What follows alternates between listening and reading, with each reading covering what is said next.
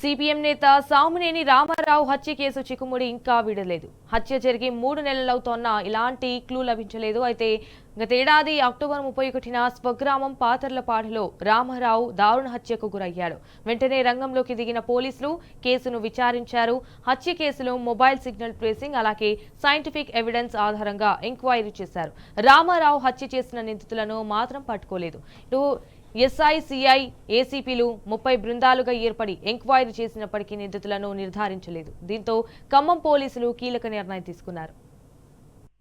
సామినేని రామారావు హత్యపై రాజకీయ రంగం పులుముకుంది. Deputy CM Bhatti విక్రమార్కపై ఆరోపణలు వచ్చాయి. ఈ అంశంపై సిపిఎం, కాంగ్రెస్ నేతల మధ్య మాటల యుద్ధం జరిగింది. హత్య కేసులో అనుమానిస్తోన్న 24 మంది అనుమానితులు సాక్షులకు లై డిటెక్టర్ టెస్టు నిర్వహించేందుకు అనుమతి ఇవ్వాలని ఖమ్మం కోర్టులో పిటిషన్ వేశారు.